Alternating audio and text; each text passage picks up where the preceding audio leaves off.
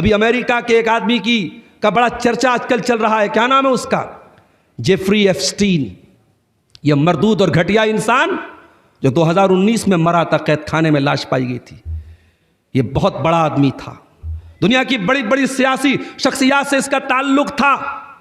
इसने अपना एक आइलैंड बनाया था, इसका प्राइवेट आइलैंड था, जहां 6 साल से लेकर 14 साल तक की बच्चियों को किडनैप करके ये बुलाता था, उनके साथ रेप करता था, उनके जिस्म को तड़पाता था, सताता था। और ऐसे भी वीडियोस मौजूद हैं, छोटी बच्चियों को मशीन में काट के डाल के उनका गोश्त तक खाता था ये मरदूद। और ये जो मऊ मुबारकपुर का एक माहौल बना है, पता नहीं मुबारकपुर के बारे में नहीं जानता, मऊ के बारे में लोगों ने बताया कि लड़की वाले कभी रिश्ता देखने नहीं जाते, लड़की बैठी रहेगी, 32 साल की हो जाए, 35 साल की हो जाए, इसको ऐब माना जाता है। अगर लड़की का रिश्ता कहीं देखने चले गए तो ये माना जाएगा लग रहा है लड़की के अंदर कोई ऐब है, तब ये रिश्ता लेके।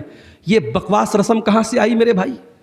तुम्हारी बेटियां मुहम्मदुर रसूलुल्लाह सल्लल्लाहु अलैहि वसल्लम की बेटी से आला हो गई। नबी अपनी बेटी सैयदा फातिमतुज़ ज़हरा का रिश्ता देखने जा रहे हैं, नबी अपनी बेटी का रिश्ता सहाबा से पूछ रहे हैं, नबी के पास लोग अपनी बेटियों के रिश्ते के लिए। कल क़यामत का दिन होगा, अल्लाह की बारगाह होगी, एक बंदा पहुंचेगा और अल्लाह से कहेगा, अल्लाह मैं ज़मीन भर के सोना लेके आया हूँ, मैं बहुत बड़ा मिलेनियर हूँ, बिलेनियर हूँ, बहुत बड़ा दौलत वाला हूँ, मैं ज़मीन भर के सोना लेके आया हूँ, अल्लाह तू ये सोना ले ले, मुझको जहन्नम से बचा दे। अल्लाह क्या फरमाता है, इन्नल्लज़ीन कफ़रू व मातू व हुम कुफ़्फ़ारुन फ़लन युक़बल मिन अहदिहिम मिल्उल अर्दि ज़हबा। ऐ मेरे बंदे, तू ज़मीन भर के सोना तो लेके आया है, मगर तेरा खात्मा तौहीद पर नहीं हुआ, तेरा खात्मा ईमान पर नहीं हुआ। तू दुनिया में कुफ्र के ऊपर मरा था, तू तौहीद के ऊपर नहीं मरा था, इसलिए तेरा ज़मीन भर के सोना भी रिजेक्ट कर दिया जाएगा। ज़मीन भर के सोना ला करके भी तू जहन्नम से नहीं बच पाएगा। अल्लाह व बरकातुहू।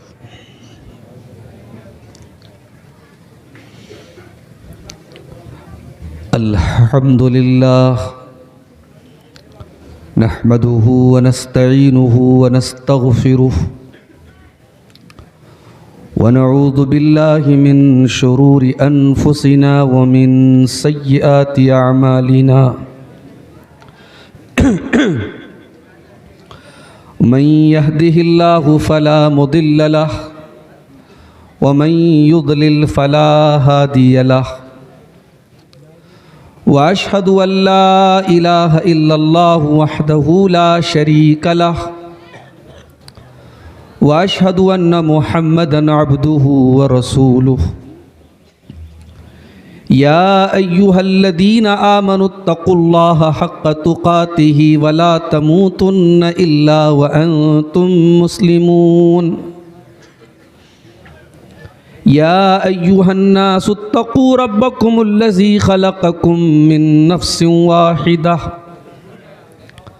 व ख़लक़ मिन्हा ज़ौजहा व बत्त मिन्हुमा रिजालन कसीरन व निसाअ वत्तक़ुल्लाहल्लज़ी तसाअलून बिही वल अरहाम इन्नल्लाहा काना अलैकुम रक़ीबा। या अय्युहल्लज़ीना आमनुत्तक़ुल्लाहा वक़ूलू क़ौलन सदीदा युस्लिह लकुम अअमालकुम व यग़फ़िर लकुम ज़ुनूबकुम व मन युतिइल्लाह व रसूलहु फ़क़द फ़ाज़ फ़ौज़न अज़ीमा। अम्मा बअद फ़इन्न ख़ैरल हदीथ किताबुल्लाह व खैरल हदी हदी मुहम्मदिन सल्लल्लाहु अलैहि वसल्लम व शर्रल उमूरि मुहदतातुहा व कुल्ल मुहदततिन बिदअह व कुल्ल बिदअतिन ज़लालह व कुल्ल ज़लालतिन फिन्नार। अऊज़ु बिल्लाहि मिनश शैतानिर रजीम। बिस्मिल्लाहिर रहमानिर रहीम। क़द अफ़लहल मुअमिनून अल्लज़ीना हुम फ़ी सलातिहिम ख़ाशिऊन वल्लज़ीना हुम अनिल लग़्वी मुअरिदून वल्लज़ीना हुम लिज़्ज़काति फ़ाइलून वल्लदीन हुम लिफुरूजिहिम हाफिज़ून।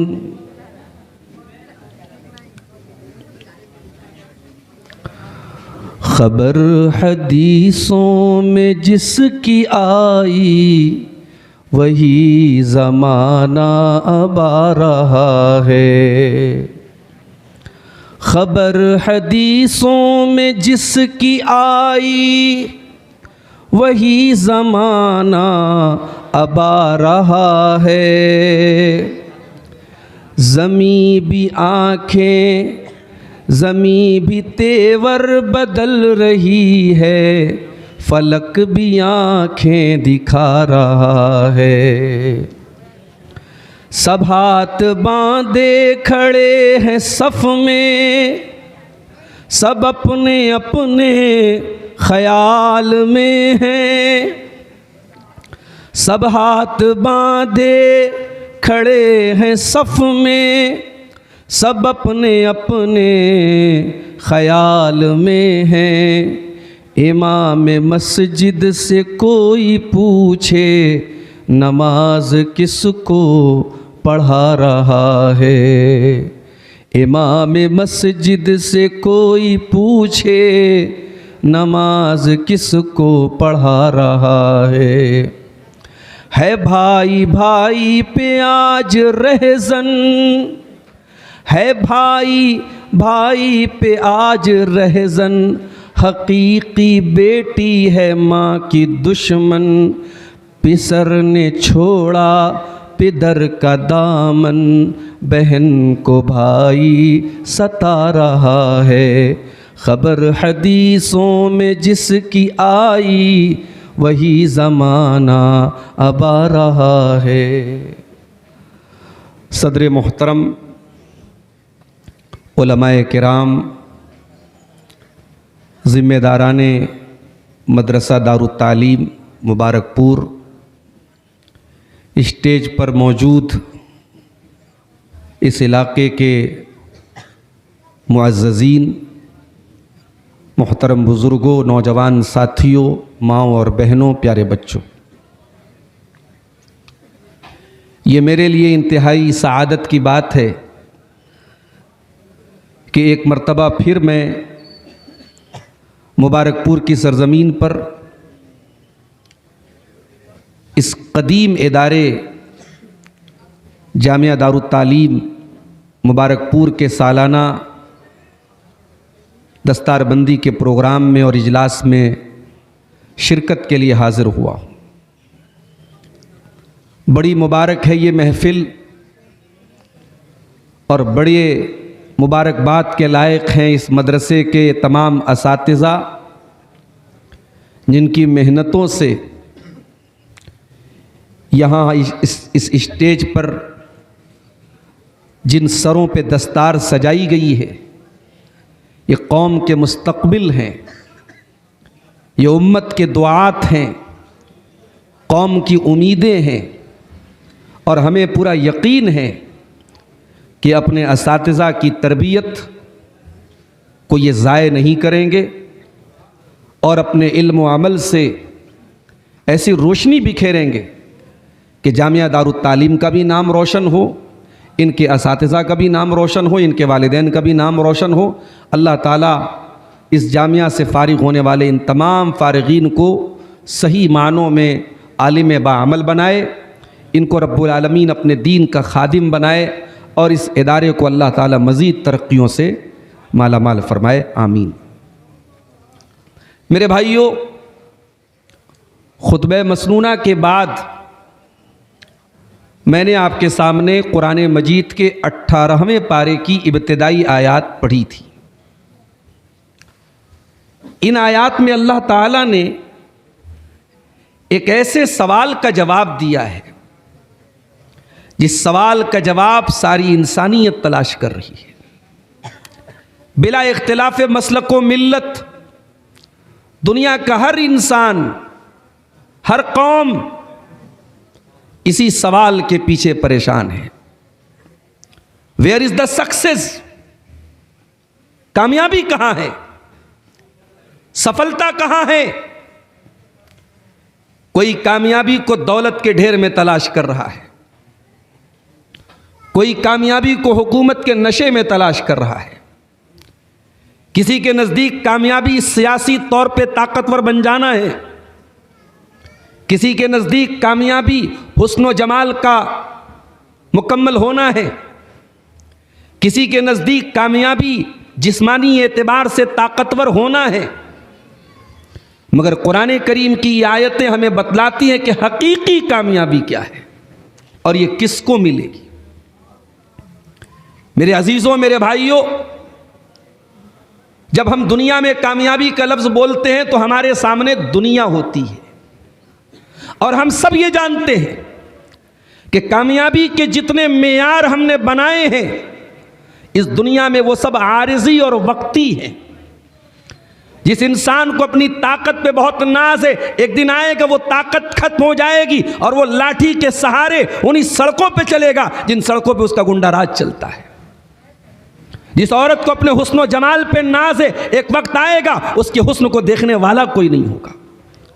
जिस दौलत पे इंसान को नाज है और जिस दौलत पर इंसान अपने आप को कामयाब तसव्वुर करता है, एक दिन आएगा सब ठाट पड़ा रह जाएगा। जब लाद चलेगा बंजारा, कब्र की काल कोठरी में जाएगा और सब कुछ छोड़ के जाएगा। ये ज़मीनें किसी और की हो जाएंगी, इन मकानों में कोई और रहेगा, इन तिजोरियों की चाबियाँ किसी और के पास होंगी, ये बैंक बैलेंस किसी और के नाम ट्रांसफ़र हो जाएगा और वो बग़ैर जेब की और बग़ैर पॉकेट की कफन पहन करके कब्र में उतारा जाएगा और अपने आमाल का हिसाब अल्लाह को देगा। तो कामयाबी है क्या मेरे साथियों? आइए कुरान से पूछते हैं। सूरह आले इमरान की आयत नंबर 185 में अल्लाह ताला ने कामयाबी का हकीकी मतलब बताया है कि असल कामयाबी क्या, जो परमानेंट है, जो दायमी है, जो अबदी है। ये 50 साल की कामयाबी कौन सी कामयाबी, ये जवानी की कामयाबी कौन सी कामयाबी, ये 4 दिन की कामयाबी कौन सी कामयाबी? वो कामयाबी जो अबदी है, दायमी है, फॉरएवर है, परमानेंट है, वो कहाँ मिलेगी? फरमाया कुल्लु नफ्सिन ज़ाइक़तुल मौत। मेरे बंदो, हर नफ्स को मौत का मज़ा चखना है, सबको मरना है। व इन्नमा तुवफ़्फ़ौना उजूरकुम यौमल क़ियामह, और सबको अल्लाह ताला की बारगाह में क़यामत के दिन अपने अमल का पूरा पूरा हिसाब देना है। फ़मन ज़ुज़िया अनिन नारि व उदख़िलल जन्नत फ़क़द फ़ाज़। और ऐ मेरे बंदो, तुम जिसको कामयाबी समझ रहे हो वो कामयाबी नहीं है। न दौलत कामयाबी, न ताकत कामयाबी, न हुकूमत कामयाबी। मेरे बंदो, तुम्हारा परवरदिगार जिसने तुमको पैदा किया है वो तुमको बता रहा है कि कामयाबी किस चीज़ में। फरमाया फमन ज़ुज़िया अनिन नारि व उदख़िलल जन्नत फ़क़द फ़ाज़। कल क़यामत के दिन अल्लाह की अदालत में जिस इंसान के बारे में ये डिसाइड कर दिया जाएगा, ये फैसला कर दिया जाएगा कि ये जन्नत में जा रहा है और जहन्नम से बचाया जा रहा है, वही कामयाब है। उसके पास दुनिया में ताकत रही हो या न रही हो, दौलत रही हो या न रही हो, खूबसूरती रही हो या न रही हो, दुनिया में कामयाबी के मेयार उसके पास रहे हो या न रहे हो, अगर क़यामत के दिन अल्लाह ने फैसला कर दिया मेरा ये बंदा जहन्नम से बचा लिया गया, मेरा ये बंदा जन्नत में दाखिल कर दिया गया, तो वही कामयाब है। ये है कामयाबी। और इस कामयाबी को हमें कैसे हासिल करना है, उसका तरीका क्या है, ये अल्लाह ने कुरान मजीद के 18वें पारे के शुरू में इसका जवाब दिया है। और अल्लाह ने 8 क्वालिटीज़ बयान की है कि ये 8 चीज़ें तुम पैदा कर लो, हम तुम्हें कामयाब कर देंगे। और इस कामयाबी के बदले में हमें क्या मिलेगा? फरमाया अल्लज़ीना यरिसूनल फ़िरदौस। मेरे बंदो, तुम इन 8 चीज़ों को अपने अंदर पैदा कर लो, हम तुम्हें जन्नतुल फ़िरदौस का वारिस बना देंगे। जन्नत में भी क्लास होंगे, जन्नत में भी दर्जात होंगे, और जन्नत का जो सबसे टॉप का दर्जा है, सबसे टॉप जो क्लास है, उसका नाम है जन्नतुल फिरदौस। इसीलिए अल्लाह के रसूल सल्लल्लाहु अलैहि वसल्लम फरमाते हैं, इज़ा सलुल्लाहल जन्नह फसलूहु अल फिरदौस। जब तुम अल्लाह से जन्नत का सवाल करो तो जन्नतुल फिरदौस का सवाल करो, वो जन्नत का सबसे आला दर्जा है। ये 8 चीज़ें अगर हम पैदा कर लें तो अल्लाह कह रहा है कि हम तुम्हें जन्नतुल फिरदौस का वारिस बना दें। अच्छा, अल्लाह ने वारिस क्यों कहा? इमाम इब्न तैमिया रहमतुल्लाह अलैह ने बड़ा प्यारा नुक्ता उठाया है इस आयत की तफसीर में। कहा कि अल्लाह ने वारिस कहा है। वारिस का लफ्ज़ बड़ा ख़ास लफ्ज़ है। वरासत एक ऐसा इस्तेहकाक है जो कभी रद्द नहीं होता। जो इंसान मैयत का वारिस है वो वारिस ही रहेगा। दुनिया उसको उसका हिस्सा दे या ना दे, दुनिया उसको उसका हक दे या ना दे, जो वारिस है वो क़यामत की सुबह तक वारिस रहेगा। बेटा अपने बाप का वारिस है, शौहर बीवी के माल का वारिस है। जिसको अल्लाह ताला ने वरासत में हकदार बनाया है उसका हक मुतअय्यन है, वो वारिस है। और वरासत एक ऐसा हक है जिसको काटा नहीं जा सकता। अल्लाह ताला ने कामयाबी की इन 8 सिफात को बयान करके फरमाया, उलाइका हुमुल वारिसून अल्लज़ीना यरिसूनल फिरदौस हुम फ़ीहा खालिदून। मेरे बंदो, ये 8 चीज़ें तुम अपने अंदर पैदा कर लो, हम तुम्हें जन्नतुल फिरदौस का वारिस बना देंगे और उस जन्नत में तुम हमेशा हमेशा रहोगे। तो बड़े गौर से सुनना मेरे प्यारे साथियों, ये 8 चीज़ें हैं। और दुआ कीजिए, रमज़ान का मुबारक महीना बस चंद दिनों की मसाफत पर हमसे है, बस 10 दिन भी अब नहीं बचे हैं। दुआ कीजिए कि अल्लाह इन 8 सिफात पर हमें इस आने वाले रमज़ान में मुकम्मल तौर पे अमल पैरा होने की तौफीक दे। क़द अफ़लहल मुमिनून, कामयाब है कौन लोग? ईमान वाले लोग। अच्छा, यहाँ अल्लाह ने कामयाबी के लिए कौन सा लफ्ज़ इस्तेमाल किया? अफ़लहा। अरबी ज़बान में अफ़लहा का जो मादा है फ़ा लाम हा, अहले लुग़त लिखते हैं कि फ़ा लाम हा का जो हकीकी माना है ज़मीन को चीर करके ज़मीन में बीज बोने को अरबी में फ़लाह बोलते हैं। इसीलिए अरबी में किसान को, फार्मर को फ़ल्लाह बोलते हैं, खेती करने वाले को फ़ल्लाह बोलते हैं। इसका मतलब ये हुआ कि अल्लाह जिस कामयाबी की बात कर रहा है, ये कामयाबी बैठे बिठाए नहीं मिलेगी। इस कामयाबी के लिए आपको मेहनत करनी पड़ेगी, इस कामयाबी के लिए आपको आगे बढ़ना पड़ेगा। जन्नत आपको आरजुओं से मिलने वाली नहीं है, तमन्नाओं से मिलने वाली नहीं है मेरे प्यारे साथी। इसीलिए कुरान में अल्लाह ताला जब भी जन्नत का तज़किरा करता है, कुरान 31वां पारा उठाइए, अल्लाह जन्नत का तज़किरा करते हुए फरमाता है, युस्क़ौन मिर रहीक़िम मख़तूम। जन्नतियों को सील पैक शराब पिलाई जाएगी। इसी मुबारकपुर की सरजमीन से अल्लामा सफ़ीउर रहमान मुबारकपुरी ने जब किताब लिखी सीरतुन नबी के ऊपर, तो उसका जो नाम उन्होंने चुना था इसी आयत से चुना था, कुरान के 30वें पारे से। अर रहीक़ुल मख़तूम का मतलब होता है the sealed nectar, seal pack जन्नती शराब। तो अल्लाह कह रहा है कि जन्नतियों को सील पैक शराब पिलाई जाएगी। खितामुहु मिस्क, और उस शराब का जो आखिरी घोंट होगा या उस शराब के ऊपर जो मुहर लगी होगी वो मुश्क की लगी होगी। वफ़ी ज़ालिका फ़ल्यतनाफ़सिल मुतनाफ़िसून। और ऐ मेरे बंदो, तुम्हें अगर आपस में कंपटीशन करना है, प्रतिस्पर्धा करना है, मुकाबला करना है, एक दूसरे से आगे बढ़ने की कोशिश करना है, तो इस जन्नत के लिए करो। ज़मीन के लिए आज मुकाबला हो रहा है। मेरे पड़ोसी ने 10 लाख की ज़मीन खरीदी, मैं 20 लाख की खरीद के दिखाऊंगा। मेरा भाई लाखपति बन गया, मैं करोड़पति बन के दिखाऊंगा। उसके पास 1 मकान है, मैं 2 मकान लेके दिखाऊंगा। ज़मीन के लिए मुकाबला है, जायदाद के लिए मुकाबला है, दौलत के लिए मुकाबला है, नाम के लिए मुकाबला है। अल्लाह कह रहा है मेरे बंदो, मुकाबला करना है तो जन्नत के लिए करो। और इसीलिए अल्लाह ने जब भी कुरान में जन्नत का जिक्र किया है तो फरमाया अपनी स्पीड को बढ़ा लो। हमारा नौजवान आज जब गाड़ी सड़क पे लेके चलता है ना, तो आजकल एक नया लफ्ज़ बना है राइडर। बड़ी बड़ी जो स्पोर्ट बाइकें आ रही जिसका इंजन थोड़ा तगड़ा होता है, नौजवान लेके निकलता है तो बिल्कुल ऐसा लगता है कि जान हथेली पे लेके निकला है।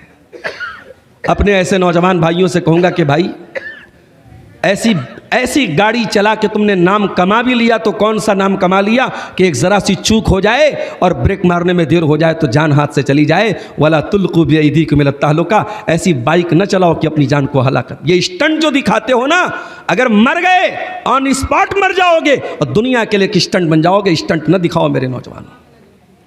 कुरान जब जन्नत का तस्करा करता है तो कहता है वहां आपका गियर 5वें नंबर पे गियर लगा लो अपनी जिंदगी गाड़ी का। जब भी जन्नत की बात आई है कुरान ने चलने का हुक्म नहीं दिया, फरमाया वसारिउ इला मगफिरतिम मिर रब्बिकुम वसाबिकू इला मगफिरतिम मिर रब्बिकुम व जन्ना।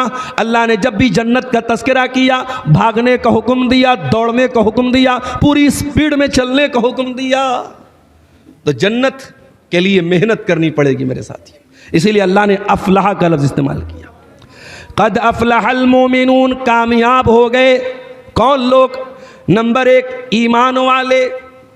जब तक ईमान ठीक नहीं है, जब तक अकीदा ठीक नहीं, जब तक तौहीद ठीक नहीं, नमाज़ें पढ़ते रहो, सजदे करते रहो, पेशानियाँ रगड़ रगड़ के काली कर लो, जब तक तौहीद सही नहीं, जब तक ईमान दुरुस्त नहीं, जब तक ईमान वाले नहीं, तब तक अल्लाह क्या कामयाबी नहीं है। मेरे प्यारे साथियों, ईमान कितनी बड़ी नेमत है हमें शायद अंदाज़ा नहीं है। इस ईमान की कदर व कीमत पूछना है तो कोई बिलाल हबशी से पूछे। बिलाल को अरब के सहरा में लिटाया जाता है, बिलाल की पीठ की चर्बी पिघल रही है, बिलाल के सीने पर गर्म पत्थर रखा हुआ है, मगर बिलाल अपनी तौहीद को, अपने ईमान को छोड़ने को तैयार नहीं है।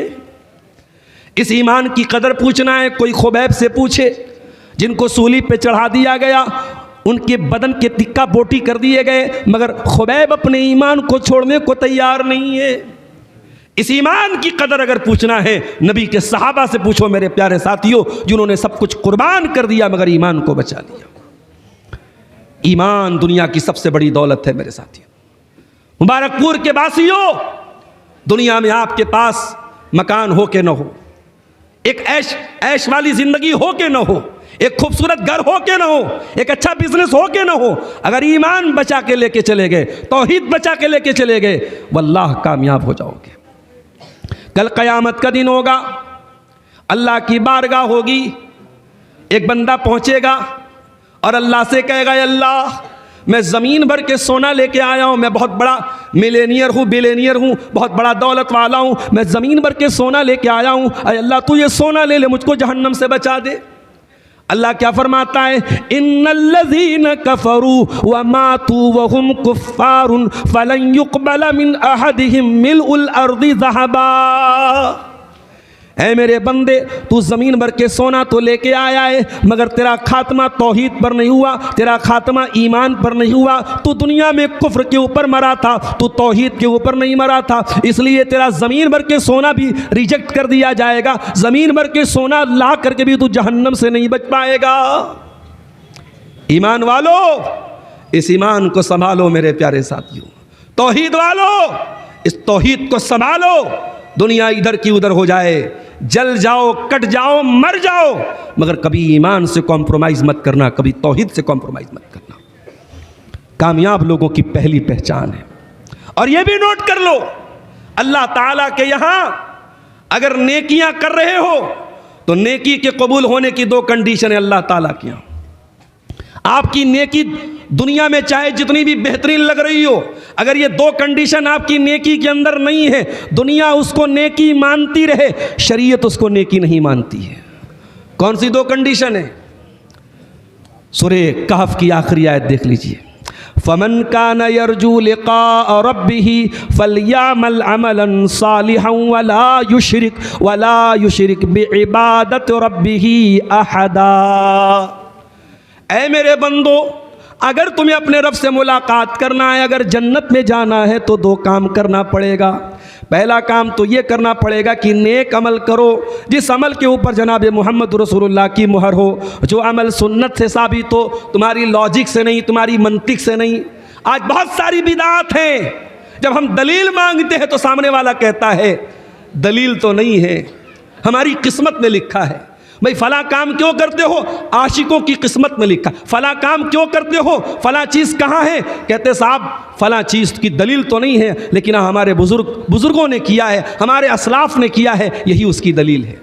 नहीं मेरे साथियों, नेक अमल अगर आप उसको नेक अमल करार दे रहे हैं, शरीयत करार दे रहे हैं, तो उस पर मेरे नबी की मोहर होनी चाहिए। और दूसरी कंडीशन क्या है, वला युशरिक बि इबादत रब्बिही अहदा, अपने रब के साथ शिरक न करे।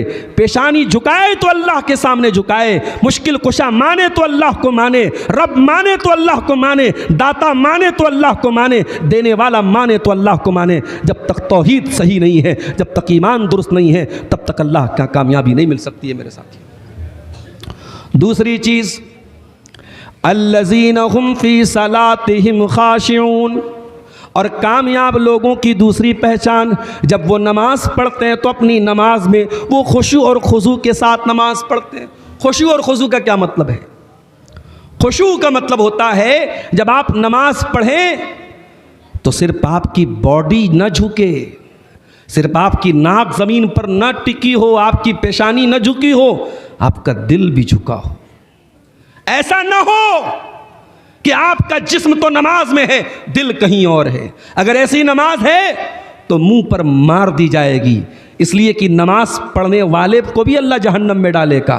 फ़वैलुल लिल मुसल्लीन अल्लज़ीना हुम अन सलातिहिम साहून अल्लज़ीना हुम युराऊन, ऐसे नमाजियों के लिए बर्बादी है, जहन्नम है, वैल है, जो नमाज तो पढ़ते हैं मगर नमाज में उनका दिल कहीं और होता है।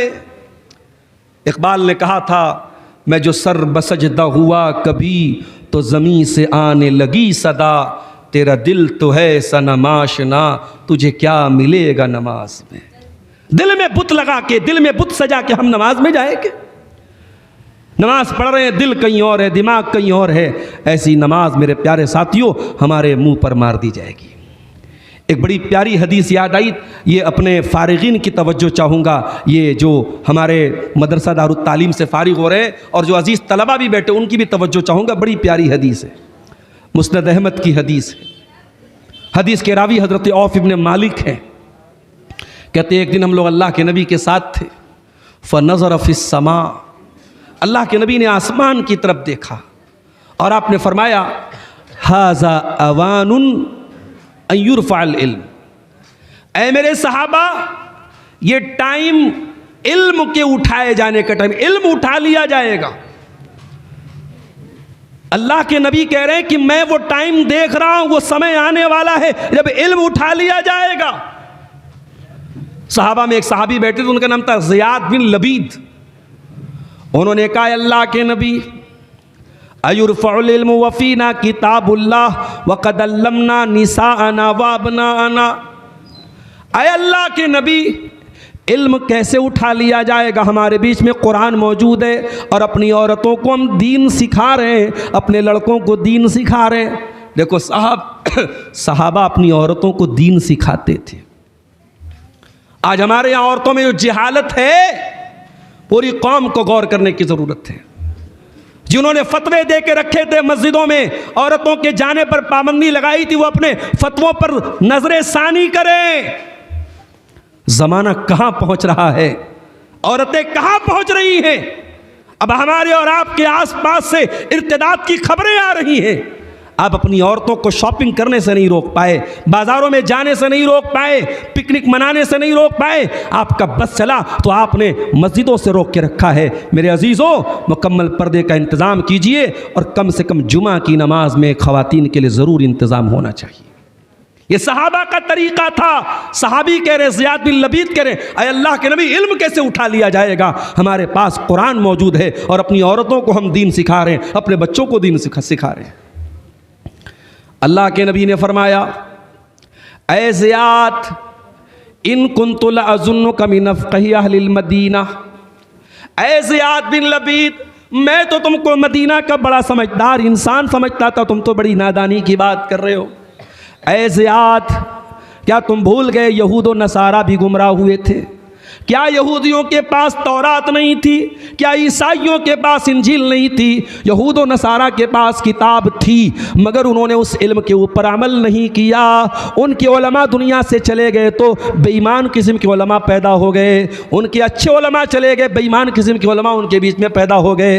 ए ज़ियाद बिन लबीद, जब अहले किताब अपनी किताबों के बावजूद गुमराह हो गए तो मेरी उम्मत के अंदर भी वही हालात आएंगे और इल्म उठा लिया जाएगा। नबी ने यह हदीस बयान कर दी। अब एक सहाबी जिनका नाम शद्दाद बिन औस था, उन्होंने इस हदीस की तशरीह करते हुए कहा अपने साथियों से, अच्छा तुम जानते हो इल्म उठा लिया जाएगा, इसका क्या मतलब है? इल्म उठा लिया जाएगा, इसका क्या मतलब? क्या मदरसे बंद हो जाएंगे? क्या उलमा दुनिया से खत्म हो जाएंगे? लाइब्रेरियां बंद हो जाएंगी? क्या मतलब है? तो उनके शागिर्दों ने कहा नहीं हमें नहीं मालूम, बताइए क्या मतलब है। तो उन्होंने कहा इल्म के उठाए जाने से मुराद ये है कि इल्म के बर्तन उठा लिए जाएंगे, इल्म के बर्तन उलमा उठा लिए जाएंगे। इससे सबक ये मिला मेरे अजीज तलबा कि इल्म वो नहीं है जो किताबों में लिखा है, इल्म वो है जो सीनों में महफूज है। ये दौर एआई का दौर है। अब वो दौर आ गया कि आपको कुछ करना है, एआई चंद सेकंडों में काम कर देगा। अब किताबें पढ़ने का ज़ौक़ ख़त्म, अब मेहनत करने का ज़ौक़ ख़त्म, अब हर चीज़ इंटरनेट के ज़रिए और एआई के ज़रिए करने का दौर आ रहा है। लेकिन ये बात याद रखो मेरे भाइयों कि जो तरीक़ा सहाबा का था, जो तरीक़ा नबी का था, जो तरीक़ा अहले इल्म का था कि इल्म को सीनों में महफूज किया जाए, इल्म को सिर्फ किताबों में न छोड़ दिया जाए, इल्म के बर्तनों में लाया जाए, इल्म को सीने में डाला जाए, कुरान को याद किया जाए, हदीसों को याद किया जाए, मुतून को याद किया जाए। और मैं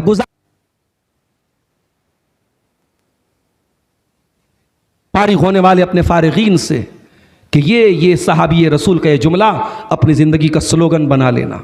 आपको इल्म का बर्तन बनना है। जिस दिन दुनिया से इल्म के बर्तन उठा लिए जाएंगे, उलमा चले जाएंगे, उस दिन से इल्म उठा लिया जाएगा। उसके बाद हज़रत शद्दाद बिन औस कहते हैं कि पता है सबसे पहले दुनिया से कौन सा इल्म उठाया जाएगा? फरमाया अव्वलु मा युरफ़उल खुशू फला तकादु तरा खाशियन। दुनिया से सबसे पहले खुशू और खुजू उठा लिया जाएगा, एक आदमी भी तुमको खुशू वाला नजर नहीं आएगा। आज माफ करना मेरे साथियों, नमाज जो थोड़ी बहुत हो भी रही है, जो थोड़ी बहुत इबादतें हो भी रही हैं, अब इबादतें ऐसी हो गई कि इबादत का जाहिर मौजूद है, इबादत का बदन मौजूद है, इबादत की रूह निकल गई है। 10-10 लाख खर्च करके आदमी हज करने जा रहा है और वहाँ इबादत से ज़्यादा सेल्फी ले रहा है। वो तवाफ़ के दौरान सेल्फी, सही के दौरान सेल्फी, मदीना में निकाह हो रहा है साहब, दुल्हन के गेटअप में औरत जाके दुल्हन बनी है और वहाँ निकाह हो रहा है। ये क्या है? इन इबादतों से रूहानियत निकल रही है, खुशू निकल रहा है। इंसान नमाज पढ़ रहा है, उसका दिमाग, उसका दिल कहीं और है। हाय हाय, नमाज कैसी होती थी? मेरे नबी के सहाबा पढ़ते थे। नमाज कैसी होती थी? सहाबा जब नमाज पढ़ते थे ऐसा लगता था सरों पे चिड़िया बैठी है। हज़रत आयशा रज़ी अल्लाह तआला अन्हा एक मरतबा चाश की नमाज पढ़ रही थी। उनका भतीजा उनसे मिलने के लिए आया, कासिम बिन मोहम्मद। उन्होंने देखा मेरी फूफी जान नमाज पढ़ रही हैं और नमाज में सूरह तूर की आयतें हज़रत आयशा पढ़ रही थी और इत्तेफाक से इस आयत पर हज़रत आयशा रुक करके बार बार इसी आयत को दोहरा रही थी। कौन सी आयत? फ़मन्नल्लाहु अलैना व वक़ाना अज़ाबस्समूम। जब जन्नती जन्नत में जाएंगे कहेंगे अल्लाह तेरा एहसान हो गया हम पर, तूने जहन्नम की आग से हमको बचा लिया। हज़रत आयशा बार बार इसी आयत को पढ़ती चली जा रही थी, रोती चली जा रही थी। उनका भतीजा कासिम बिन मोहम्मद वो कहते हैं मैं वहाँ से बाज़ार चला गया, कुछ सामान लेना था, सामान लेने चला गया और बहुत देर के बाद मैं वापस आया, क्या देखता हूँ मेरी फूफी जान उसी हालत में खड़ी हैं और उसी आयत को बार बार दोहराती चली जा रही हैं और रोती चली जा रही हैं। फ़मन्नल्लाहु अलैना व वक़ाना अज़ाबस्समूम। आय अल्लाह, तूने हम पर एहसान किया, तूने जहन्नम की आग से हमको बचा लिया। गोया हज़रत आयशा इस आयत को को पढ़ करके अल्लाह से ये दुआ कर रही थी, अल्लाह अपने उन खुशनसीब बंदों में अपनी इस बंदी को भी शामिल फरमा ले। मेरे प्यारे भाइयों, ये खुशू होता है और ये खुशू सहाबा की नमाज के अंदर था, ये हज़रत आयशा की नमाज के अंदर था, ये अबू बकर सिद्दीक़ की नमाज के अंदर था, उमर फारूक की नमाज के अंदर था, हज़रत उस्मान हज़रत अली की नमाज के अंदर, ये सहाबे किराम की नमाज के अंदर ये खुशू था। आज हमारी नमाजों से खुशू निकल गया मेरे साथी। इसलिए अल्लामा इब्न क़य्यिम कहते हैं कि एक बंदा दूसरे बंदे को कोई गिफ्ट करता है, मान लो कोई चीज़ आपको गिफ्ट कर, कोई गुलाम आप किसी को गिफ्ट कर रहे हैं, तो आप ऐसा तो नहीं करते, कोई जानवर गिफ्ट कर रहे हैं तो मुर्दार जानवर तो नहीं देते, जिंदा जानवर देते हैं। और आप अल्लाह की बारगाह में कोई इबादत पेश कर रहे हैं और आप उस इबादत की रूह निकाल ले रहे हैं, उसमें आप खुशू निकाल ले रहे हैं, तो अल्लाह ने दूसरी कंडीशन बताई, अल्लज़ीना हुम फ़ी सलातिहिम ख़ाशिऊन, कामयाब बंदे वो हैं जो नमाज में खुशू और खुज़ू इख्तियार करते हैं। तीसरी चीज़, वल्लज़ीना हुम अनिल लग़्वि मुअरिदून, और कामयाब हैं वो बंदे जो लग़्व चीज़ों से परहेज़ करते हैं। अल्लाह ने हराम नहीं कहा, हराम नहीं कहा, अल्लाह ने लग़्व कहा कि मेरे कामयाब बंदे लग़्व चीज़ों से परहेज़ कर। लग़्व क्या है? ये फेसबुक के रील्स, ये यूट्यूब के शॉर्ट्स, ये इंस्टाग्राम के जो हमारा नौजवान दिन रात देख रहा है। और मेरा जुमला नोट कर लो मुबारकपुर वालों, नंगी फिल्मों से ज़्यादा खतरनाक समाज को बिगाड़ने का काम ये रील्स कर रही है। ये छोटे छोटे बच्चों को बालिग कर रही है, ये हरामकारी और ज़िनाकारी को आसान बना करके परोस रही है ये इंस्टाग्राम के रील्स। और ये जो हमारे नौजवानों में ट्रेंड चला है, रात में 2 बजे जा रहा है चाय पीने, उसको स्नैप लगा रहा है स्नैपचैट पे, साहब मैं चाय पीने जा रहा हूँ। ये दिखावे की ज़िंदगी, ये शो ऑफ की ज़िंदगी, हर उठक बैठक, हर चाय, हर बिस्किट तुम स्नैपचैट पे क्या कर रहे हो? अल्लाह के वास्ते, रमज़ान का मुक़द्दस महीना आ रहा है, नौजवानों तुमसे अपील करता हूँ, अल्लाह के वास्ते 1 महीने के लिए अपने फेसबुक को बंद कर दो, अपने इंस्टाग्राम को साइड कर दो, अपनी इबादतों पर डाका डालने के लिए इन सोशल मीडिया के ऐप्स को इजाज़त न दो कि तुम्हारी नेकियों पे डाका डालते हैं। हराम से बचना तो बहुत दूर की बात है, कामयाब बंदों की पहचान ये है, वल्लज़ीना हुम अनिल लग़्वि मुअरिदून, कि वो लग़्व चीज़ों से परहेज करते हैं। इसीलिए अल्लाह कुरान के 19वें पारे में कहता है अपने मुत्तकी बंदों के बारे में, वइज़ा मर्रू बिल्लग़्वि मर्रू किरामा, मेरे मुत्तकी बंदे जब किसी लग़्व चीज़ के पास से गुजरते हैं तो शराफत से गुजर जाते हैं।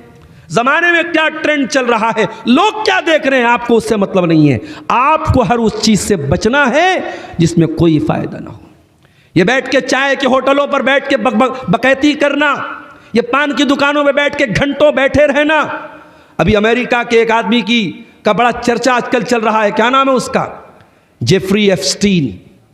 यह मरदूद और घटिया इंसान जो 2019 में मरा था, कैद खाने में लाश पाई गई थी। ये बहुत बड़ा आदमी था, दुनिया की बड़ी बड़ी सियासी शख्सियत से इसका ताल्लुक था। इसने अपना एक आइलैंड बनाया था, इसका प्राइवेट आइलैंड था, जहां 6 साल से लेकर 14 साल तक की बच्चियों को किडनैप करके ये बुलाता था, उनके साथ रेप करता था, उनके जिस्म को तड़पाता था, सताता था। और ऐसे भी वीडियोस मौजूद हैं, छोटी बच्चियों को मशीन में काट के डाल के उनका गोश्त तक खाता था यह मरदूद। इसके काले करतूतों की फाइल अमेरिका के डिपार्टमेंट ऑफ जस्टिस ने इंटरनेट पर पब्लिश की है, जो कई लाख सफ़हात पर मुश्तमिल है।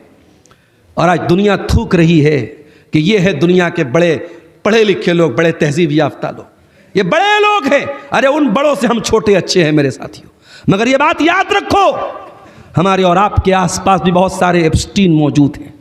ये दोराहों और चौराहों पर बैठकर दूसरों की बहन बेटियों को गंदी नज़रों से देखना, ये भी तो उस मरदूद के जैसी हरकत है। समाज वहां पहुंच चुका है जहां हम कल्पना नहीं कर सकते, तसव्वुर नहीं कर सकते। अभी मुंबई के मुंबरा से एक खबर मैंने पढ़ी सोशल मीडिया पर, 6 साल की बच्ची घर में घूम रही थी, खेल रही थी, लापता हो गई। 1 दिन के बाद बच्ची की लाश मिली है। अब पोस्टमार्टम की रिपोर्ट से पता चलेगा कि लाश के साथ क्या हुआ, उस लड़की के साथ क्या हुआ है। अल्लाहु अकबर। 6 साल की बच्ची भी इस समाज में महफूज नहीं है। ये दौर आ गया, ये हालात आ गए। छोटी बच्चियों के माँ बाप बेचारे खौफ की ज़िंदगी गुजारते हैं। बच्ची बेचारी बिस्किट और टॉफ़ी लेने भी जाती है तो माँ बाप डरते हैं कि अकेली बच्ची जा रही, किसी को साथ में लगाते हैं। हमें कैसे दौर में, हम अमेरिका के उस जेफरी एप्स्टीन की क्या बात करें, हर गली में जेफरी एप्स्टीन मौजूद है, हर मोहल्ले में जेफरी एप्स्टीन मौजूद है। मेरे भाइयों, कामयाब बनना है, अपने आप को इन गलाजतों और इन गंदगियों से दूर रखो। वल्लज़ीन हुम अनिल लग़्व मोरिज़ून, कामयाब है वो लोग जो लग़्व चीज़ों से, जो बेकार चीज़ों से, जो बेहुदा चीज़ों से, जो वल्गर चीज़ों से दूर रहते हैं। और मुझे माफ़ कीजिएगा, यही मुसलमान जो 1 महीना रमज़ान का रोज़ा रखता है, तरावी की नमाज पढ़ता है, ताकरातों में जाके इबादत करता है, और ईद पर जब सलमान खान और शाहरुख खान की कोई नई फिल्म आती है तो सिनेमा हॉल में लाइन लगा के फिल्म देखने जाता है। अपनी इबादतों पर पानी फेरना कोई इससे सीखे, अपनी नेकियों को बर्बाद करना कोई इससे सीखे। वल्लज़ीन हुम अनिल लग़्व मोरिज़ून। मेरे भाइयों, अगर कामयाब बनना है तो हर उस चीज़ से बचो जो आपका टाइम बर्बाद करे। वल्लाह, ज़िंदगी का 1 मिनट जो चला जाएगा वापस नहीं मिलेगा, और क़यामत के दिन हमें पछतावा होगा कि ऐ अल्लाह, काश के तूने हमें समझ दी होती, हमने अपने कीमती वक्त को फेसबुक की रील्स पर बर्बाद न किया होता, हमने इंस्टाग्राम पे बर्बाद न किया होता, हमने स्नैपचैट पे बर्बाद न किया होता। मेरे भाइयों, ज़िंदगी दोबारा नहीं मिलेगी, एक ही ज़िंदगी मिलेगी। और ये भी याद रखो, ये जो हमारे यहाँ कुछ लोगों का तसव्वुर है कि शबे बारात पर मरने वालों की रूहें, अब्बा की रूह और अम्मा की रूह वापस आती है, ये कुरान के खिलाफ है, ये अकीदा और ये नज़रिया, ये हदीसों के खिलाफ है। मरने के बाद मरने वाला चाहे जैसे भी मरा हो, किसी की रूह दुनिया में वापस नहीं आ सकती। कुरान कहता है हत्ता इज़ा जाअ अहदहुमुल मौत क़ाल रब्बिरजिऊन, जब किसी की मौत आती है, जब मौत को सामने इंसान देख लेता है, कहता है अल्लाह मुझे एक मौका और दे दे, एक चांस और दे दे, अय अल्लाह एक मौका और दे दे। इसलिए मौका नहीं मांग रहा हूँ कि बिटिया की शादी करना है, इसलिए मौका नहीं मांग रहा हूँ कि मकान बनवाना है, इसलिए नहीं मौका मांग रहा हूँ कि पैसे इकट्ठा करना है। अय अल्लाह एक चांस और दे दे, लअल्ली आमलु सालिहा, अय अल्लाह मैं वादा करता हूँ मैं नेक अमल करूँगा, अच्छा अमल करूँगा, तौबा कर लूँगा, सुधर जाऊँगा। अय अल्लाह अब तक जो चूक हो गई अब सुधर जाऊंगा। अल्लाह फरमाएगा कल्ला इन्नहा कलिमतुन हुवा क़ाइलुहा व मिन वराइहिम बरज़खुन इला यौम युबअसून।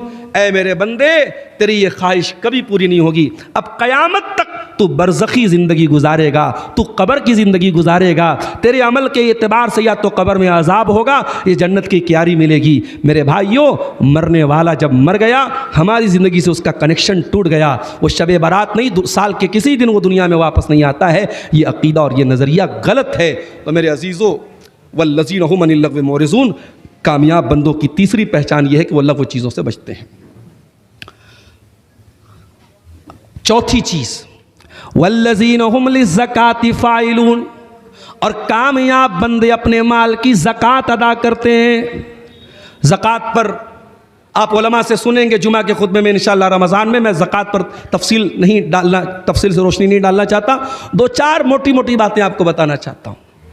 अगर आपके पास 85 ग्राम सोना है या उससे ज़्यादा, या 595 ग्राम चांदी है या उससे ज़्यादा, और उस पर साल गुजर रहा है, चाहे आपकी बीवी उसको अलमारी में रखती हो चाहे पहनती हो, उस जेवर पर, उस सोने पर, उस चांदी पर ज़कात है।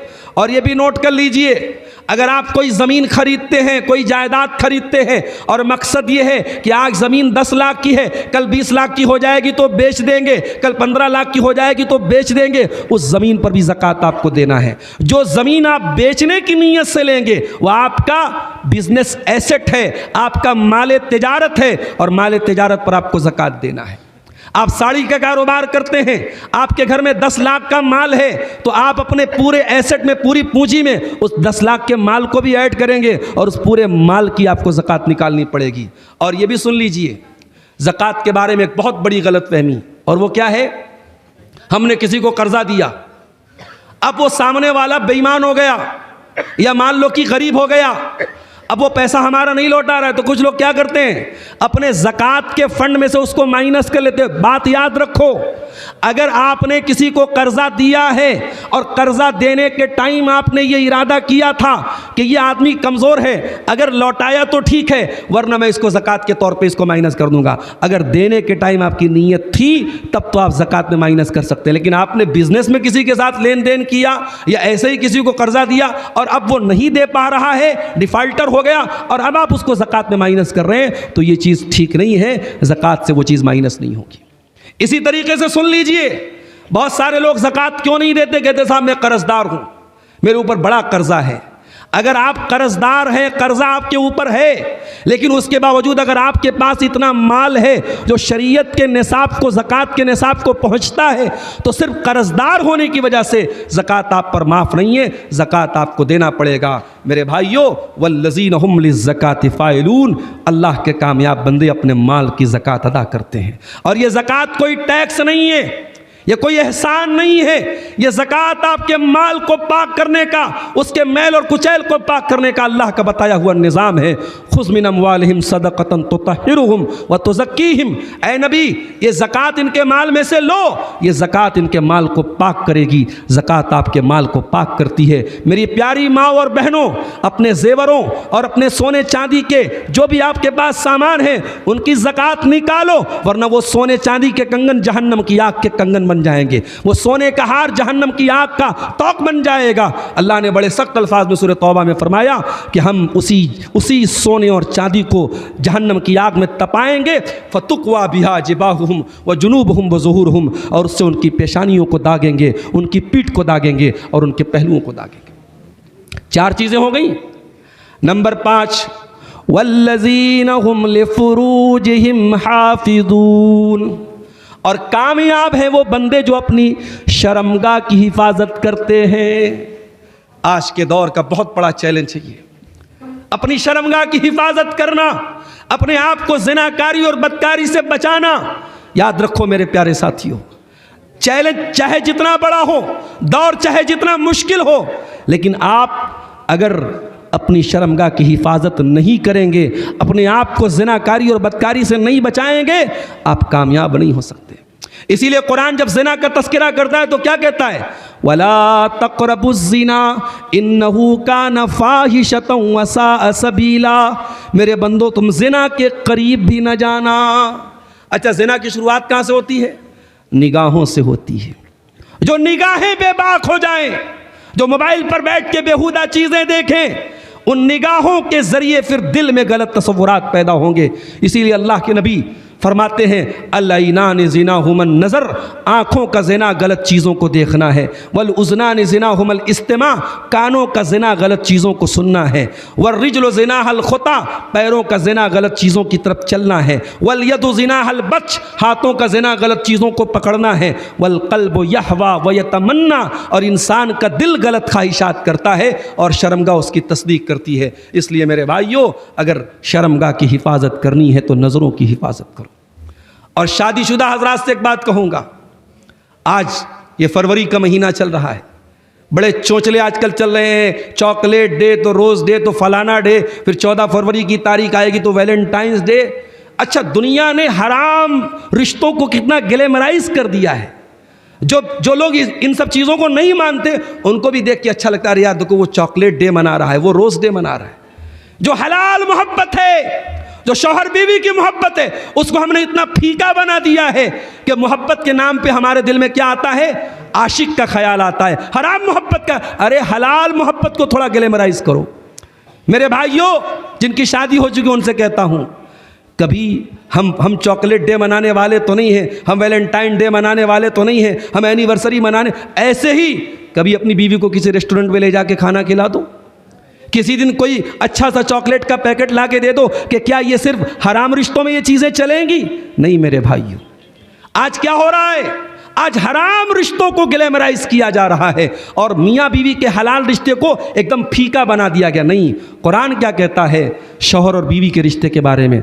हुन्ना लिबासुल लकुम व अंतुम लिबासुल लहुन्ना, शौहर बीवी के लिए लिबास है, बीवी शौहर के लिए लिबास है। लिबास हम अच्छा पहनते हैं, खूबसूरत पहनते हैं, लिहाजा मैरिटल लाइफ को खुशगवार बनाओ। जो अपनी औरतों को छोड़ छोड़ के लोग गायब रहते हैं, जो बीवियों का हक अदा नहीं करते हैं, जो बीवियों बेचारे शौहर बाहर रहता है और बीवियां अपने ससुराल में देवरों और जेठों के गैर महरमों के बीच में रहती हैं। ये तरीका गलत है, ये सिस्टम गलत है, इसकी इस्लाह कीजिए चाहे जैसे भी कीजिए, वरना समाज तबाही के उस दोराहे पर पहुंचेगा कि आप तसव्वुर नहीं कर सकते। मेरे प्यारे साथियों, इस्लाम बड़ा पाकीज़ा दीन है।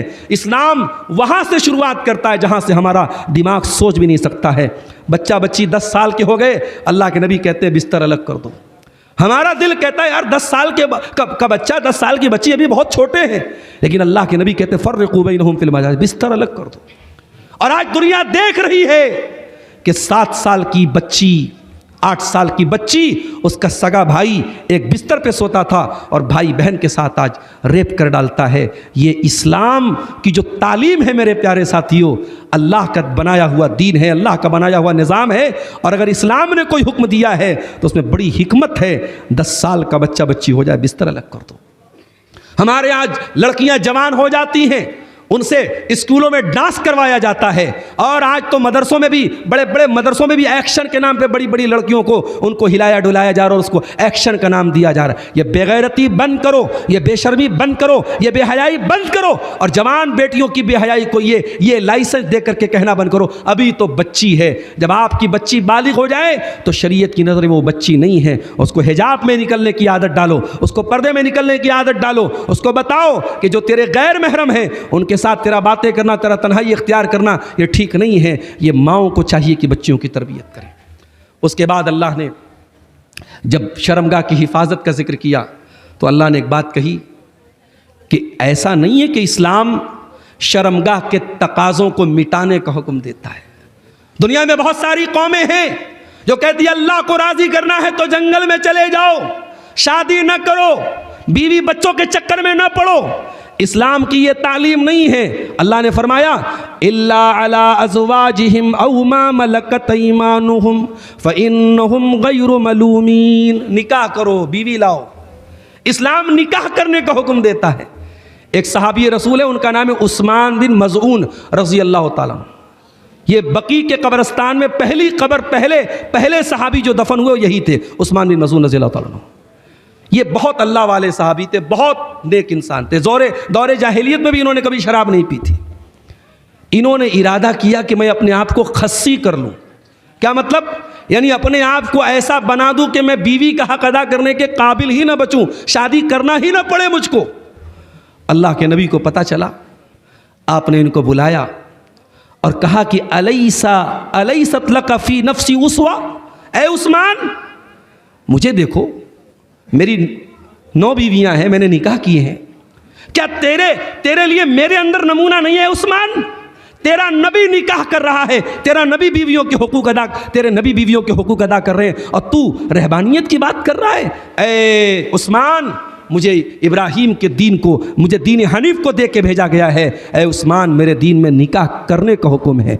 इसीलिए जो नौजवान निकाह के काबिल है और निकाह ना करने की सूरत में उसको बदकारी का डर है, उस नौजवान के लिए निकाह करना वाजिब है। और जानबूझ करके अगर वालिदैन उसके निकाह में देर कर रहे हैं या उस लड़की के निकाह में देर करें, वालिदैन की गर्दन पकड़ी जाएगी क़यामत के दिन, वालिदैन को हिसाब देना पड़ेगा। मेरे भाइयों, अपने बच्चियों की सही वक्त पर शादी करो। और ये जो मऊ मुबारकपुर का एक माहौल बना है, पता नहीं मुबारकपुर के बारे में नहीं जानता, मऊ के बारे में लोगों ने बताया कि लड़की वाले कभी रिश्ता देखने नहीं जाते। लड़की बैठी रहेगी, 32 साल की हो जाए, 35 साल की हो जाए, इसको ऐब माना जाता है। अगर लड़की का रिश्ता कहीं देखने चले गए तो ये माना जाएगा लग रहा है लड़की के अंदर कोई ऐब है, तब ये रिश्ता लेके। ये बकवास रस्म कहाँ से आई मेरे भाई? तुम्हारी बेटियां मुहम्मदुर रसूलुल्लाह सल्लल्लाहु अलैहि वसल्लम की बेटी से आला हो गई। नबी अपनी बेटी सैयदा फातिमा ज़हरा का रिश्ता देखने जा रहे हैं। नबी अपनी बेटी का रिश्ता सहाबा से पूछ रहे हैं। नबी के पास लोग अपनी बेटियों के रिश्ते के लिए आ रहे हैं। क्या नबी के सहाबा और नबी के दौर से बढ़ के आप मुक़द्दस हो गए? खबरदार, ये जाहिलाना रस्में जो आपके समाज को बर्बाद कर रही हैं, इन रस्मों की वजह से जो हमने निकाह को मुश्किल किया है। और ज़िना इतना आसान है कि चंद रुपयों में आज होटल के कमरे बुक होते हैं और ज़िना हो रहा है। मेरे प्यारे साथियों, इसलिए कुरान कह रहा है कि हलाल अल्टरनेट हमने दिया है, बीवी का निकाह का सिस्टम हमने बनाया है। अब कोई अगर ज़िना कर रहा है तो वो कामयाब नहीं हो सकता है। कामयाब होना है तो शर्मगाह की हिफाजत करनी पड़ेगी। उसके बाद ये 5 चीज़ें हो गई, 3 चीज़ें और बयान करके मैं बात ख़त्म करूँगा। छठी चीज़, वल्लज़ीन हुम लिअमानातिहिम व अहदिहिम राऊन, और कामयाब हैं वो बंदे जो अमानतदार होते हैं, जो अमानत अदा करते हैं। अमानत का क्या मतलब है? मेरा जुमला नोट कर लो। अमानत का लफ्ज़ बहुत वसी लफ्ज़ है और पूरा दीन अमानत है और दुनिया की हर जिम्मेदारी अमानत है। आप बेटियों के बाप हैं, ये भी एक अमानत है। आप निकाह करके बीवी को लाए हैं, शौहर हैं आप, ये भी एक अमानत है। दुनिया की हर जिम्मेदारी, हर रिस्पॉन्सिबिलिटी, हर कर्तव्य, ये एक अमानत है और अमानत के बारे में अल्लाह का हिसाब होगा। बहुत हदीसें आपने सुनी है, माँ के पैरों के नीचे जन्नत है, बाप जन्नत का दरवाज़ा है। एक और हदीस मैं सुना रहा हूँ, सुन लीजिए।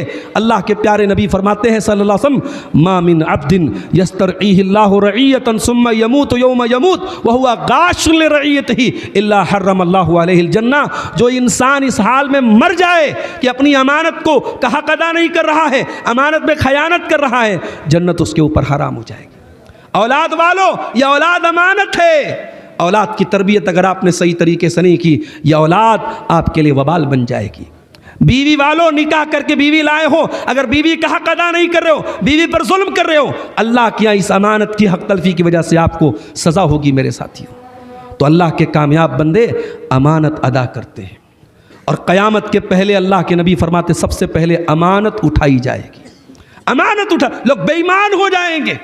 हज़रत हुज़ैफ़ा कहते हैं कि एक ऐसा दौर आएगा, नबी ने फरमाया एक ऐसा दौर आएगा, लोग कहेंगे मा आक़लहू मा अजलदहू मा अज़रफ़हू, अरे फ़लाँ कितना हैंडसम है, कितना स्मार्ट है, कितना खूबसूरत है। वलैसा फ़ी क़ल्बिही हब्बतु ख़रदलिन मिनल ईमान, लेकिन उसके दिल में राई के दाने के बराबर ईमान नहीं होगा। तो दुनिया में खूबसूरती और स्मार्टनेस और हैंडसम हो जाना ये काफ़ी नहीं है। आपको ईमानदार और अमानतदार होना पड़ेगा। मेरे अजीज़ों, अमानतदार बनिए। जो काम भी आप कर रहे हैं उस काम को इखलास के साथ कीजिए। उसके बाद अल्लाह ने 7वीं चीज़ बयान फरमाई, व अहदिहिम राऊन, और मेरे कामयाब बंदे वादे के पक्के होते हैं। आज बनारस, मऊ, मुबारकपुर का कारोबार जो आज डाउन हुआ है, उसके बहुत सारे वजूहात हैं, लेकिन मैं जो तज्जिया, मेरा जो तज्जिया है, और मैं इसी इलाके का और इसी सरजमीन का रहने वाला हूँ, मैंने जो तज्जिया किया है, हमारी बदआमालियों की सज़ा है ये मेरे साथियों। आज जो ये चेक बट्टा हो रही है बनारस के बाज़ारों में, क्या ये गलत नहीं है? क्या ये साड़ी तैयार करने वाला मजदूर जब गिरस्ता के पास जाता है और बेचारा उसको मालूम है, उस गिरस्ता को, उस सेठ को, कि इस मजदूरी करने वाले की मजदूरी के ज़रिए इसका परिवार चलता है, चंद हज़ार रुपये की मजदूरी देने में वो हाजी साहब, वो सेठ जी, वो गिरस्ता दुनिया भर के बहाने बनाता है और ऐसा और वैसा है, दुनिया भर के बहाने करता है। और जैसे ही गिरस्ता को ये पता लगता है कि वो गरीब आदमी अपना मकान बेचने वाला है, 5,000 रुपये की मजदूरी देने में 100 बहाने करने वाला उसका 1 करोड़ का मकान खरीदने के लिए धीरे से कोने में लेके जाता है और कहता, बाबू अपना मकान हमको बेचना, किसी और को मत बेचना। ये मक्कारी और ये 420 और ये फ्रॉड है, इसने आज हमें गर्त में लाके खड़ा कर दिया है। वादे के पक्के बनो, कमिटमेंट करो, वादा करो तो उसको निभाओ। और हमने अपने नबी से यही सीखा है मेरे साथियों। इस्लाम की पहली लड़ाई थी बद्र की लड़ाई। नबी के पास सिर्फ 313 सोल्जर थे, 313 सिपाही थे। हज़रत हुज़ैफ़ा और उनके वालिद यमान, ये दोनों काफिरों की कैद में चले गए और इन्होंने वादा किया कि हम लड़ाई में साथ नहीं देंगे। इस वादे पर दुश्मनों ने इनको छोड़ा। जब ये अल्लाह के नबी के पास आए और पूरी रुदात सुनाई, कहा अल्लाह के नबी, हम वादा तो करके आए हैं, मगर हमें मालूम है कि हालात बड़े क्रिटिकल हैं और हमें मालूम है कि आपको हमारे साथ की ज़रूरत है, लिहाजा आप हमें फ़ौज में शामिल कीजिए। अल्लाह के प्यारे नबी ने फरमाया, इन सरीफ़ा, तुम दोनों वापस जाओ, नफ़ी बिअहदिहिम, हमने जो वादा किया है दुश्मन के साथ हम वादा पूरा करेंगे। मेरे नबी की तालीम यह है कि दुश्मन के साथ भी गद्दारी न की जाए। गद्दारी करने वालों का क़यामत के दिन बड़ा बुरा अंजाम होगा। अल्लाह ताला हदीस कुदसी में अल्लाह ताला कहता है कि 3 लोग ऐसे होंगे क़यामत के दिन जिनका मैं मुद्दई बनूंगा, जिनके खिलाफ केस में खुद लड़ूंगा।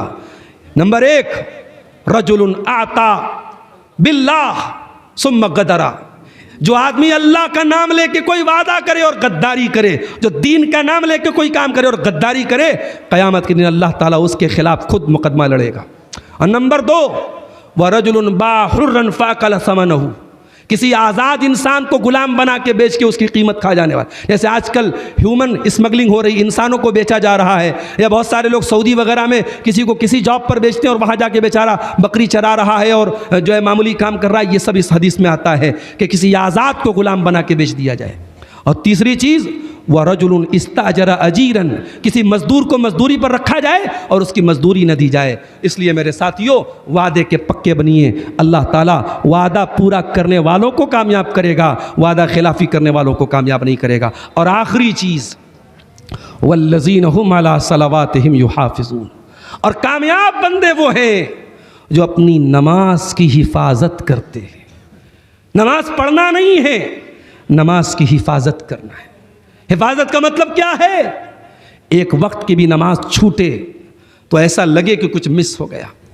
जैसे एक टाइम हम खाना ना खाएं तो हमारी बॉडी ऑटोमेटिक कहती है, कमज़ोरी आ जाती है, हमें लगता है कि हमें खाने की ज़रूरत है। नमाज आपकी ज़िंदगी का एक हिस्सा बन जाए मेरे साथ। ये जो हम नमाज़ें पढ़ते भी हैं, ये तो कोई वक्त नहीं है कभी भी नमाज पढ़ लिया, एक गलत तरीका है। इन्ना सलात कानत अलल मोमिनीन किताबम मौक़ूता, नमाज अपने वक्त पर पढ़ी जाए। और आने वाले रमज़ान में ये अहद कीजिए, ये कोशिश कीजिए कि हम घड़ी देख के बिल्कुल जमात से 1 मिनट पहले नहीं आएंगे। हम पहले से आएंगे और पहली सफ में और पहली तकबीर में शामिल होने की कोशिश करेंगे, ताकि हम उन बंदों में शामिल हों जिनके बारे में अल्लाह ने फरमाया, वल्लज़ीन हुम अला सलावातिहिम युहाफ़िज़ून, जो अपनी नमाज़ों की हिफाजत करते हैं। और ये 8 चीज़ें अगर पैदा हो गईं, अल्लाह का वादा है, उलाइका हुमुल वारिसून अल्लज़ीना यरिसूनल फ़िरदौस हुम फ़ीहा ख़ालिदून, ये ऐसे लोग जन्नतुल फ़िरदौस के वारिस बनेंगे। मेरे भाइयों, ये चंद बातें सूरह मोमिनून की इन इब्तिदाई आयतों की रोशनी में मैंने आपके सामने रखी हैं। हम दुआ करते हैं रब्बुल आलमीन अपने कामयाब बंदों में हमें भी शामिल फरमा ले। इलाल आलमीन, हम खताकारों को, हम गुनहगारों को, हम गुनाहों की गठरियाँ हमारे साथ हैं, पापों की पोटली हमारे पास है। परवरदिगार, आने वाले रमज़ान में तो अपने बहुत सारे खुशनसीब बंदों की गर्दनों को जहन्नम की आग से आज़ाद करेगा। परवरदिगार, उन खुशनसीबों में हमको भी शामिल फरमा ले। ऐ अल्लाह, हमें तौफीक दे, आने वाला रमज़ान हमारी ज़िंदगी का सबसे बेहतरीन रमज़ान बन जाए। अब तक हमने जो रमज़ान में कोताहियाँ की हैं, आने वाले रमज़ान में न हो। इलाल आलमीन, तूने अपनी किताब में जो ये 8 चीज़ें बयान की है कामयाब बंदों की, ऐ अल्लाह, ये 8 चीज़ें हमें अपने अंदर पैदा करने की तौफीक अता फरमा दे। हमें रियाकारी से बचा के इखलास वालों में शामिल फरमा ले। हमें ईमान और तौहीद पर मरते दम तक कायम रहने वालों में बना दे। रब्बुल आलमीन, हमें हर किस्म के शर से दुनिया और आखिरत में हमारी हिफाजत फरमा। आमीन। व आखिर दावाना अनिल हम्दुलिल्लाहि रब्बिल आलमीन। वस्सलामु अलैकुम व रहमतुल्लाहि।